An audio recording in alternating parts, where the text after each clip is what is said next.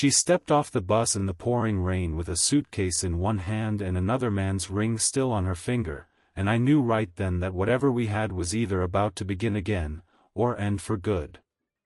It was the spring of 1956 in our little town outside Dayton, Ohio. The Greyhound Depot sat between a hardware store and a bakery that always smelled like warm bread and sugar. That afternoon, the sky had opened up without warning, rain slanting sideways across Main Street, turning the pavement slick and shining. I had only gone there to ship a crate of machine parts for the factory. I wasn't expecting her. But there she was. Margaret Ellis. The last time I'd seen her had been 3 years earlier at that very depot, waving from the bus window as she left for nursing school in Chicago.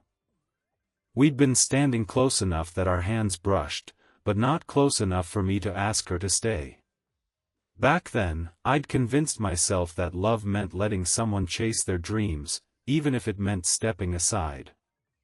Now she was back, rain soaking her hat, eyes searching the street until they found mine. For a moment, neither of us moved. Then she said my name like it was something fragile. Thomas. That's how it started again. We had grown up 2 houses apart on Maple Street. As kids, we'd raced bicycles past the church lawn and bought nickel candy from the corner store. By 16, we were sharing milkshakes at Dawson's Diner, feeding dimes into the jukebox to play slow songs we pretended not to care about. She had a laugh that started in her shoulders and worked its way out, like she couldn't quite contain it.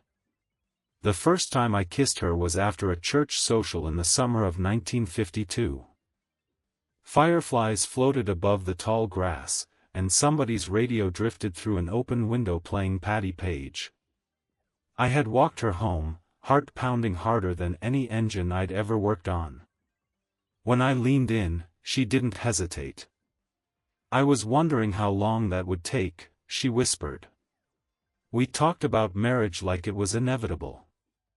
I worked at the gas station by day and took night classes in mechanics, dreaming of opening my own shop. She wanted to see more of the world than Maple Street. Nursing school felt like her way out. The first turn came when she got her acceptance letter. I remember her standing on her porch holding the envelope, hands trembling, eyes bright. "It's Chicago," she said. "In September." I smiled like it was the best news in the world. Inside, something tightened. "You have to go," I told her. "Do you want me to?" The honest answer was no. I wanted her to stay. To marry me young. To build a life right there where the sidewalks cracked and everyone knew our names.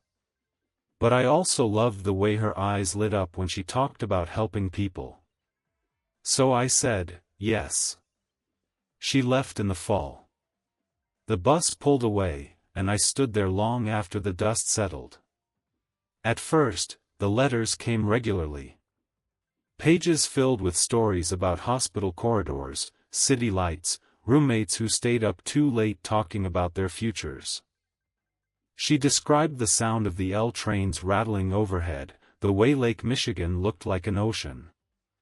I wrote back about grease-stained hands and customers at the station, about Friday nights at the drive-in where I sometimes sat alone in my father's pickup, watching couples laugh in the rows ahead. The second turn came quietly. Her letters began mentioning a doctor. Not in any suspicious way. Just passing references, Dr. Whitaker said, or the attending physician thinks. I tried not to read into it. Then one evening in March of '54, I opened an envelope and found a photograph tucked inside. Margaret in her nurse's uniform, smiling. Beside her stood a tall man in a white coat, his arm resting lightly at her back. "He's been very kind," she wrote. "Jealousy is a slow burn. It doesn't explode all at once. It smolders." I wrote back shorter letters after that. Busier ones. I told myself I didn't want to seem clingy. Pride has a way of disguising fear. When she came home that summer, she looked different. Not changed, exactly. Just broader somehow. Like the world had stretched her. We sat in Dawson's diner, the jukebox playing softly. She reached across the table and took my hand. "I've missed you," she said. "But I asked about the doctor instead." She sighed. "Thomas, he's just someone I work with. Seems like more than that." Her eyes flashed hurt. "Do you trust me?" I should have said yes without hesitation. Instead, I hesitated. That was the first crack. She went back to Chicago in the fall with something unspoken between us. The third turn arrived as a letter with a different tone. "Thomas," she wrote, "I need to tell you something before you hear it from anyone else. Dr. Whitaker has asked me to consider a future with him."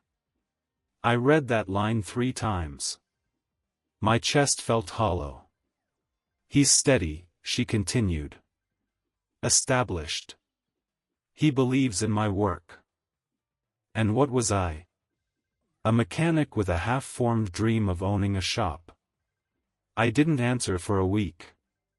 When I finally did, I wrote something I regret to this day. I told her if she wanted that kind of life, she should take it. I told her I wouldn't stand in her way. What I meant was, please choose me. What she heard was, I don't need you. The next letter came thin and careful. "I'm engaged," she wrote. I kept that letter folded in my wallet for years. Life in town went on, stubborn and ordinary. I expanded my hours at the station. Saved money. Tried to drown memory in routine. Friday nights at the drive-in felt longer. The radio songs more pointed. 2 years passed. Then came that rainy afternoon in '56 when she stepped off the bus with that ring still on her finger. "I couldn't do it," she said under the awning of the depot, rain pounding around us. "Couldn't do what?" "Marry him." My heart stuttered. "He offered everything," she said softly. "Stability. Comfort. A future already built. But every time I tried to picture it, I saw you standing at the gas pump, pretending you didn't care." I swallowed hard. "You never asked me to fight for you." "I shouldn't have had to," she replied. There it was, the truth neither of us had wanted to face. We walked through town that evening, rain easing into a fine mist. The neon at Dawson's flickered on. Cars hissed past on wet pavement. It felt like stepping back into a life paused mid-breath. I was afraid, I admitted as we stood under the theater marquee. Afraid I wasn't enough. She looked at me the way she had at 16, steady and searching. "I didn't need you to be enough for the world. I needed you to be enough for me." The fourth turn came when her father called me over the next day. "I hear she's broken an engagement," he said bluntly. "Yes, sir." "You planning to step up this time?" I nodded. But stepping up meant more than words. I took a loan from the bank, a terrifying thing for a young man with little collateral, and bought the old garage on the edge of town that had sat empty for years. It needed paint, new tools, faith. Margaret stood beside me the day I hung the sign, "Harper's Auto Repair." "You didn't have to do this," she said. Yes, I did. Not for her father. Not for pride. But because I needed to prove something to myself. The months that followed weren't easy. Money was tight. We argued about small things, expenses, timing, whether she should return to Chicago or find work nearby. There were evenings when exhaustion made us short with each other. The fifth turn came when a factory explosion injured several men one winter night. Margaret worked through dawn tending to them in the small county hospital. I stood in the waiting room, grease still under my nails, watching her move from bed to bed with calm certainty. That was when I understood something simple and humbling. She hadn't chosen between me and ambition.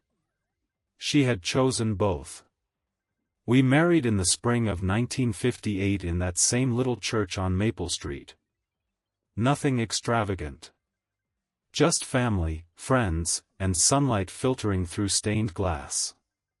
Years later, when the town changed and highways rerouted traffic away from Main Street, when businesses shuttered and reopened, when we buried parents and welcomed children, I would think back to that rain-soaked afternoon at the bus depot.